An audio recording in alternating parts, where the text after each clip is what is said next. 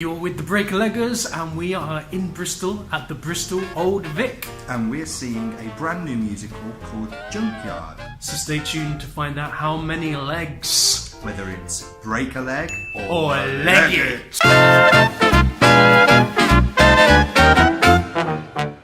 So we've come quite far out, we've come all the way to Bristol to see this production, which we're quite excited about. Good production team, Headlong are the producers. Headlong have recently swept the board with People, Places and Things, a new play last year which starred Denise Goff and is going over to Broadway very soon. They also did This House that we saw, the original National Theatre production a few years ago, and we revisited that for their new production in the West End just a few months ago. It was our very first review as the Breaker-Leggers. Headlong's also responsible for 1984, which had a very long successful run and revival in recent years. This piece has been written by Jack Thorne. Who's Jack Thorne? Jack Thorne recently wrote the brand new Harry Potter story, Harry Potter and the Cursed Child, which is a play, and that's at the Palace Theatre in London currently. Did really well at the What's on Stage Awards recently, and he's a shoe-in for at least a couple of Olivier's in the next few months. Music for this piece has been written, composed by a chap called Stephen Warbeck. What do we know of Stephen Warbeck? So, Stephen Warbeck, he has done a lot of music and scores for TV and films. He did the original score for the Billy Elliot movie, and he also has done the score for the This Is series. This is 88 and This is 90, which won some BAFTAs recently and premiered on our Channel 4. So some exciting stuff going on with this piece, so stay tuned to find out at the interval what we make of Junkyard so far. So we've come to the interval of Junkyard. Now it's time for the Breaker-Leggers 30-second breakdown. Go!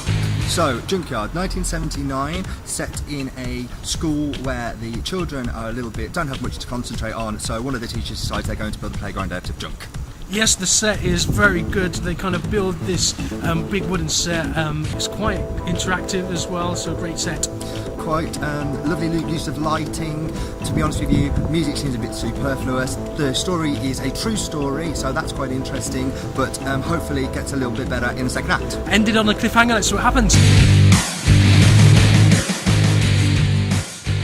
So, we have come to the end of Junkyard at Bristol Old Vic. How did you find it after the second act?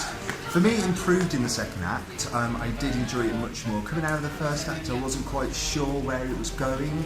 It felt like a play that had some strong themes and a fairly good narrative, but the music felt utterly surplus to requirements. I warmed to it in the second act a little bit and felt a little bit like I understood what they were trying to achieve. Whether they did or not, though, what did you think?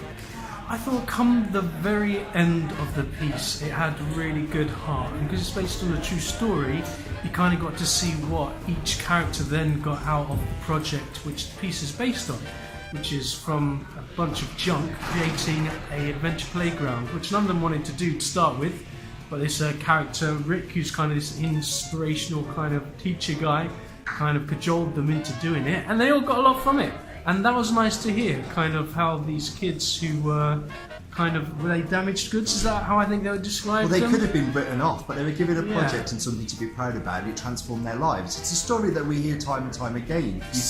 Give a man a fish and he'll eat for a day. Give a man a fishing rod, teach him how to fish and he'll eat for a lifetime. Take that to the grave, people. In terms of the heart of the piece, it's got a real nice heart. In terms of being a musical, it's not at all your conventional musical. There's only kind of one musical number really in it that you could call a conventional musical number, where there's harmony, a nice duet. What do you think? Yeah, everything else is dialogue set to music. It's a play with music for all intents and purposes, more than your typical musical. But that being said, it had some nice touches. Some of the characters were well written, the characters were well defined. I do worry about its resonance outside of Bristol.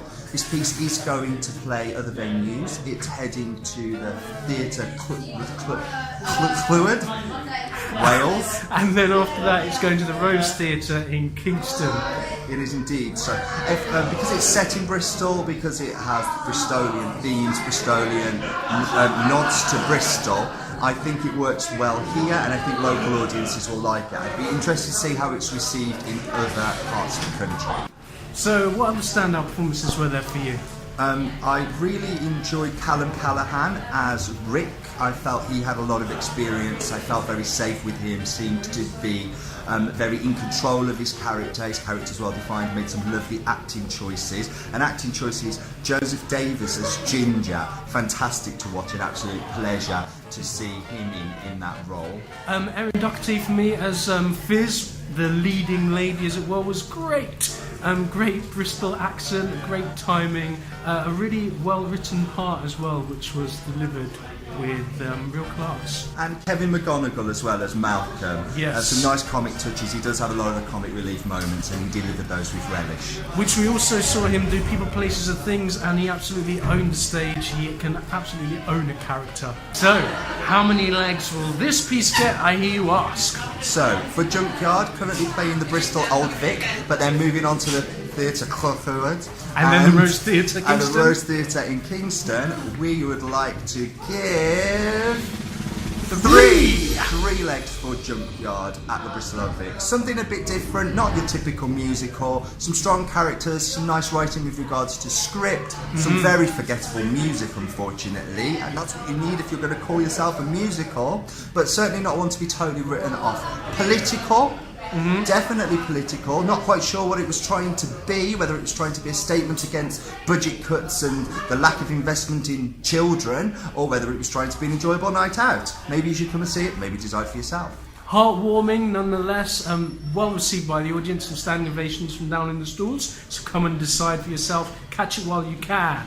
We've got some theatre coming up down in London with An American in Paris, so stay tuned for our review for that. And we'll catch you again soon. We're the Breaker Leggers. Like, subscribe and follow us on Twitter. Bye.